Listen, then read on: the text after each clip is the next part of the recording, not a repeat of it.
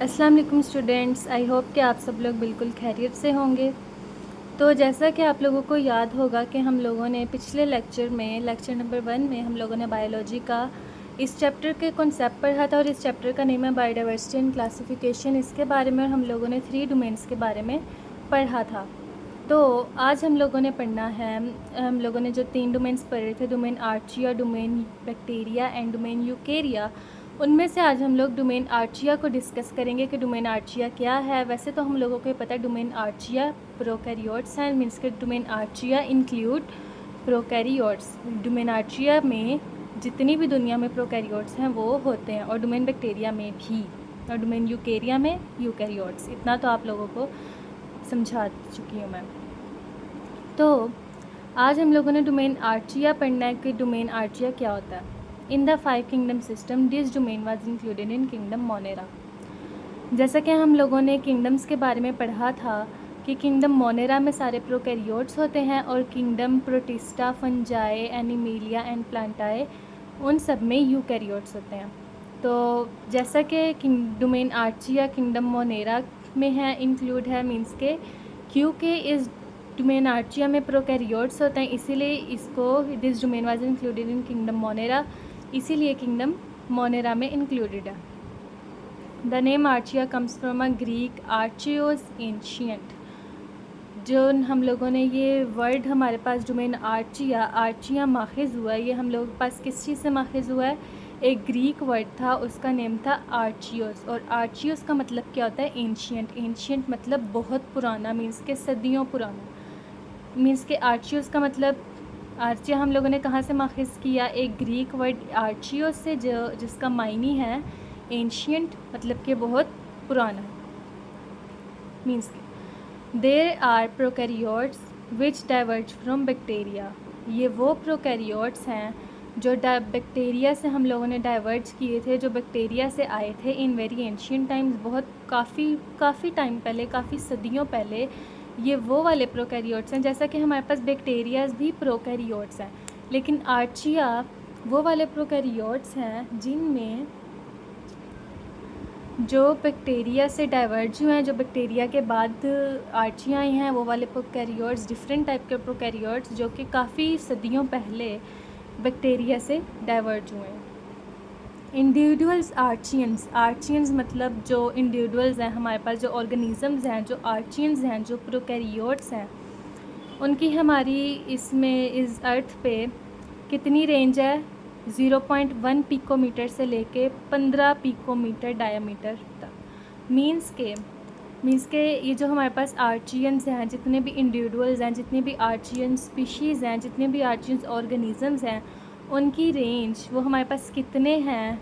0.1 picometre से लेके 15 picometre तक, 15 पिकोमीटर तक डायामीटर में।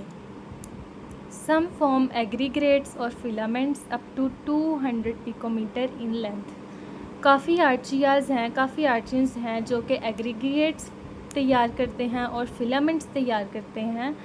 कितनी लंबाई में? 200 पिकोमीटर, मीन्स के 200 पिकोमीटर से भी ज़्यादा, अप टू मीन्स के 200 पिकोमीटर से ज़्यादा।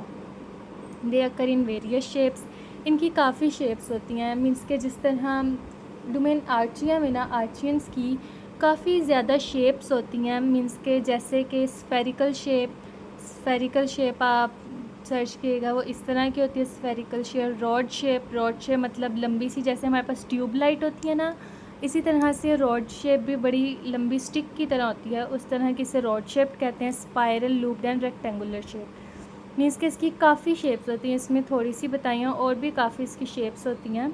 ये सच है, मीन्स के इन शेप्स के अलावा भी और भी शेप्स होती हैं।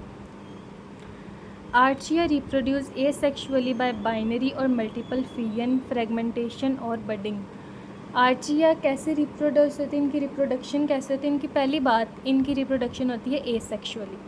इनकी रिप्रोडक्शन एसेक्सुअली होती है बाय बाइनरी और मल्टीपल फिलियन। बाइनरी फिलियन मतलब, मल्टीपल फिलियन मतलब कि एक ऑर्गेनिज़म है और वो कितने में डिवाइड हो जाएगा? 2 में डिवाइड हो जाएगा, 3 में डिवाइड हो जाएगा। वो मीन्स के ख़ुद को स्प्रेड करेगा, मीन्स के इसकी रिप्रोडक्शन एसेक्सुअली होती है। Mitosis and meiosis do not occur in Archaea.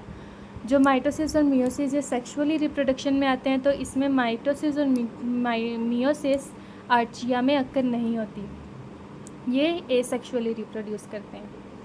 तो यहाँ तक मैं आप लोगों को यहाँ तक समझा चुकी हूँ कि आर्चिया क्या है। हमारे पास किंगडम मोनेरा से हम लोगों के पास इंक्लूड हैं, क्योंकि ये प्रोकैरियोट्स हैं। इन आर्चिया हम लोगों ने कहाँ से माखज़ किया लफ्ज़? ग्रीक आर्चियोस। आर्चियोस का मतलब क्या है? बहुत पुराना। एंशियंट मतलब बहुत पुराना। ये प्रोकैरियोट्स हैं जिनको काफ़ी सदियों पहले बैक्टीरिया से डाइवर्ज किया गया था। इनकी रेंज हमारे पास 0.1 पिकोमीटर से 15 पिकोमीटर तक है। ये एग्रीगेट्स और फिलामेंट्स बनाते हैं। कितनी लंबाई में? 200 पिकोमीटर से भी ज़्यादा। इसकी काफ़ी ज़्यादा शेप्स होती हैं और ये एसेक्सुअली रिप्रोड्यूस करता है। तो आगे हम लोगों ने आर्चिया की आर्चिया यूनिक। तो आर्चिया सबसे ज़्यादा यूनिक क्यों होते हैं? तो हम लोग सबसे पहले इसके सेल मेम्ब्रेन के बारे में पढ़ेंगे कि इसकी सेल मेम्ब्रेन के बारे में हम लोगों ने पढ़ना है कि आर्चिया में सेल मेम्ब्रेन किस तरह से होती है। तो आगे हम लोग पढ़ेंगे इसकी सेल मेम्ब्रेन के बारे में। तो सेल मेम्ब्रेन में हम लोगों के पास क्या लिखा हुआ है, जैसे कि इन लोगों ने हम लोगों को साइड पे डायग्राम भी शो करवाई हुई है कि ये हमारे पास मेम्ब्रेन लिपिड इन आर्चिया, ये आर्चिया की हैं और ये बैक्टीरिया और यूकेरिया की। इन्होंने सेल मेम्ब्रेन की, आर्चिया की सेल मेम्ब्रेन को बैक्टीरिया यूकेरिया के साथ कंपेयर करके अब उन्होंने बताया हुआ है, ताकि हम लोग को अच्छी तरह समझ आ जाए कि अगर हम कंपैरिजन से कोई चीज़ समझेंगे तो हम लोग को और अच्छी तरह से समझ आएगी। तो इधर उन्होंने लिखा हुआ है their cell membrane contain lipids. इसके सेल मेम्ब्रेन क्या कंटेन करते हैं? मींस के डोमेन आर्चिया के सेल मेम्ब्रेन होते हैं वो उनके पास क्या होते हैं? लिपिड्स होते हैं। इनके सेल मेम्ब्रेन के अंदर लिपिड्स होते हैं with ether linkage between ग्लाइसरल and fatty acid chain. ये देखें, जैसा कि इन्होंने यहाँ पर हम लोगों को दिखाया हुआ है कि इनके पास लिपिड्स हैं जो कि ईथर लिंकेज के साथ हैं। ये हमारे पास है ईथर लिंकेज, और जो कि ग्लाइसरल, और ये देखें यहाँ पे ग्लाइसरल और फॉस्फेट ग्रुप के दरमियान है।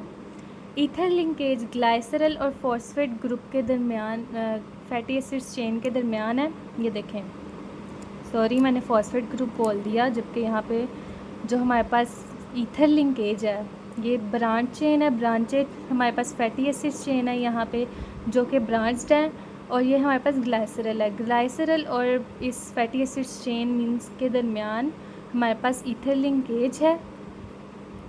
The fatty acids chain are branch. देखें यहाँ पे लिखा है ब्रांच चेन, ये है हमारे पास फैटी एसिड्स चेन जो कि ब्रांच्ड है।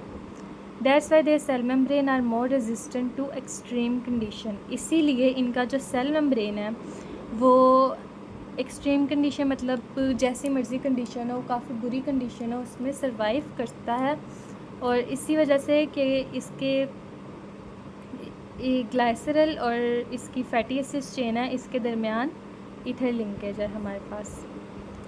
जैसे कि आर्चिया में हमारे पास ईथर लिंकेज है, बैक्टीरिया और यूकेरिया में हमारे पास एस्टर लिंकेज है, और इसकी चेन क्या है? अनब्रांच्ड है। जैसा कि on the other hand bacteria and eukarya have membrane lipids with fatty acids attached to glycerol by ester linkage. इनके पास क्या है? इसके पास मेम्ब्रेन लिपिड्स हैं, इसके पास लिपिड्स हैं और इसके पास मेम्ब्रेन लिपिड्स हैं। बैक्टीरिया और यूकेरिया के पास मेम्ब्रेन लिपिड्स हैं, और जबकि आर्चिया के पास लिपिड्स हैं। ये यहाँ तक हम लोगों के पास उन्होंने आर्चिया का बताया, आर्चिया की सेल मेम्ब्रेन के बारे में।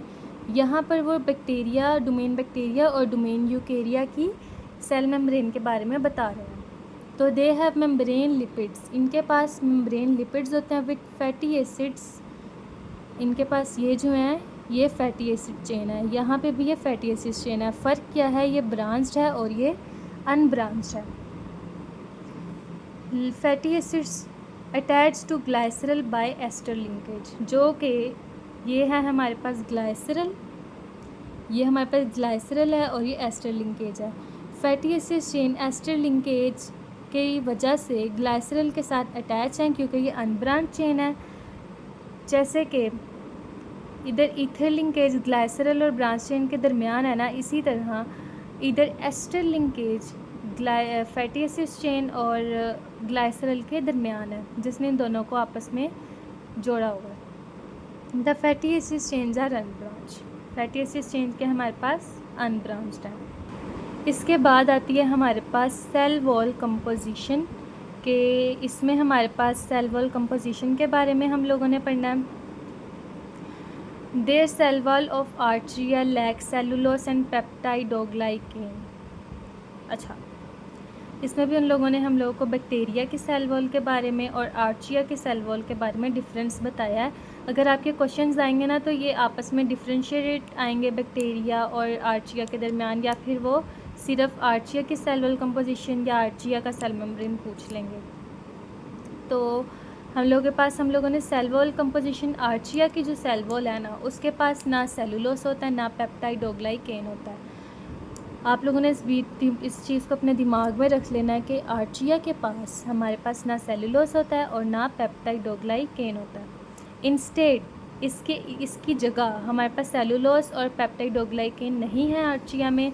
इसकी जगह हमारे पास they contain distinct polysaccharides and proteins.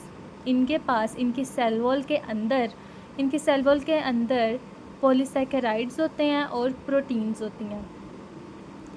देखें, इनके सेल वॉल में क्या नहीं होता, पेप्टाइडोग्लाइकेन और सेलुलोस इनकी सेल वॉल में नहीं होता, बल्कि इनकी सेलुलोस में पॉलीसैकेराइड्स होते हैं और प्रोटीन्स होते हैं। सम आर्चिया हैव स्यूडोपेप्टाइडोग्लाइकेन। कुछ आर्चियाज ऐसे होते हैं या कुछ आर्चियाज की ऐसी स्पीशीज़ होती हैं, डिफरेंट कुछ टाइप्स होती हैं, काफ़ी कम, जिनके पास होता है स्यूडोपेप्टाइडोग्लाइकेन। ठीक है, आप लोगों ने इस चीज़ को याद रखना है कि आर्चिया की सेल वॉल के पास क्या नहीं होता, पेप्टाइडोग्लाइकेन नहीं होता और सेलुलोस नहीं होता, बल्कि इनके पास पॉलीसैकेराइड्स होते हैं और प्रोटीन्स होते हैं इनकी सेल वॉल के अंदर। और कुछ आर्चिया के पास स्यूडोपेप्टाइडोग्लाइकेन होता है, कुछ आर्चियास, काफ़ी कम आर्चियास के पास की सेल वॉल के अंदर स्यूडोपेप्टाइडोग्लाइकेन होते हैं। ऑन दी अदर हैंड, इसके अलावा अब उन्होंने इसको आर्चिया को बैक्टीरिया के साथ डोमेन बैक्टीरिया के सेल वॉल के साथ इन्होंने कंपेयर किया। ऑन दी अदर हैंड, इसके अलावा bacterial cell wall contain peptidoglycan, जैसा कि आर्चिया के पास पेप्टाइडोग्लाइकेन नहीं है, जबकि बैक्टीरिया के पास पेप्टाइडोग्लाइकेन है।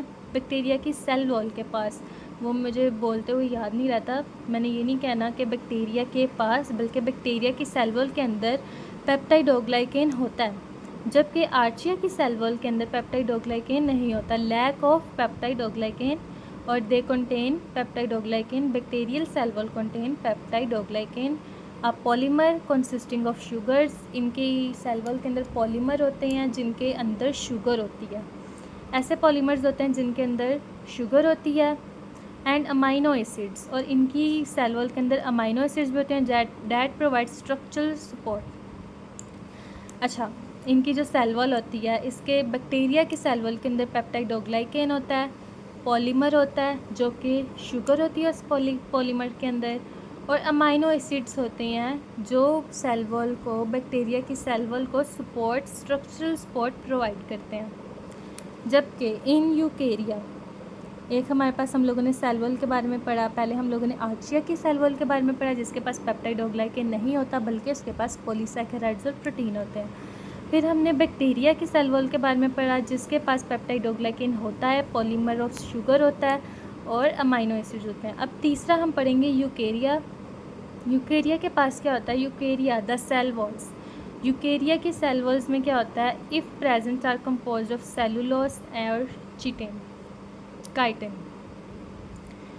यूकेरिया की सेल वॉल के अंदर क्या मौजूद होता है? Composed of cellulose. जैसा कि हम जानते हैं यूकेरिया यूकैरियोट्स हैं, तो वो प्लांट्स और फंजाई वगैरह की मिसाल है। तो इनमें सेलुलोस होता है और काइटिन होता है, जो कि फंजाई में होता है और सेलुलोस प्लांट्स में होता है। आप लोगों को इतना समझ आ चुका होगा कि मैं आप लोगों को दोबारा बता देती हूँ कि जो आर्चिया की सेल वॉल है उसमें मैं आप लोगों को एक टेबल बना के दिखाती हूँ। आर्चिया की सेल वॉल के अंदर क्या होता है? बैक्टीरिया की और यूकेरिया की। आर्चिया की सेल वॉल के पास लैक होता है, मीन्स कि आर्चिया की सेल वॉल के पास पेप्टाइडोग्लाइकेन नहीं होता, पेप्टाइडोग्लाइकेन नहीं होता और ना ही इसके पास सेलुलोस होता है। जबकि इसके पास क्या होता है, इट कंटेन्स, ये पॉलीसैकेराइड से बना है, पॉलीसैकेराइड्स की बनी होती है इसकी सेल वॉल, पॉलीसैकेराइड्स और प्रोटीन्स। और कुछ आर्चिया के पास स्यूडो पेप्टाइडोग्लाइकेन होता है, PSEUDO, आगे पेप्टाइडोग्लाइकेन। ठीक है, तो आर्चिया के पास पेप्टाइडोग्लाइकेन और सेलुलोस नहीं होता, जबकि बैक्टीरिया के पास पेप्टाइडोग्लाइकेन होता है, पेप्टाइडोग्लाइकेन होता है, और यूकेरिया के पास सेलुलोस होता है, यूकेरिया के पास सेलुलोस होता है। इसके अलावा बैक्टीरिया की सेल वॉल किस चीज़ से बनी होती है, पॉलीमर ऑफ शुगर्स और अमाइनो एसिड्स जो कि क्या प्रोवाइड करती हैं, स्ट्रक्चरल सपोर्ट। ठीक है, मेरी राइटिंग सही नहीं आ रही, वो मैं जल्दबाजी में कर रही हूँ। तो और यूकेरिया के पास सेलुलोस होता है और काइटिन होता है। ठीक है, अब आप लोगों को इस हिसाब से समझ आ गई होगी। मैं बहुत अच्छे तरीके से कोशिश कर रही हूँ कि आप लोगों को इस न्यू बुक के बारे में अच्छी तरह से समझ आए। तो अभी हम लोगों ने इसकी सेल मेम्ब्रेन और सेल वॉल के बारे में पढ़ा है, डोमेन आर्चिया की। तो मुझे लगता है आगे हम लोग एक छोटा सा टॉपिक है जेनेटिक डिफरेंस, वो पढ़ लेते हैं। फिर उसके बाद इसके आगे 2 टॉपिक्स रह जाएंगे डोमेन आर्चिया के, वो मैं आप लोगों को अगले लेक्चर में समझा दूँगी। तो फ़िलहाल हम जेनेटिक डिफरेंस पढ़ते हैं। तो जेनेटिक डिफरेंस क्या है? अब आर्चिया के काफ़ी जेनेटिक डिफरेंस होते हैं, काफ़ी जेनेटिक सीक्वेंसेस होते हैं, जो कि इवोल्यूशनरी रिलेशनशिप भी हम कह सकते हैं। Archaea share several genetic sequences, domain Archaea के काफ़ी जेनेटिक सीक्वेंसेस हैं एंड रेगुलेटरी फीचर्स, और इनके काफ़ी ऐसे फीचर्स हैं विद यूकैरियोट्स।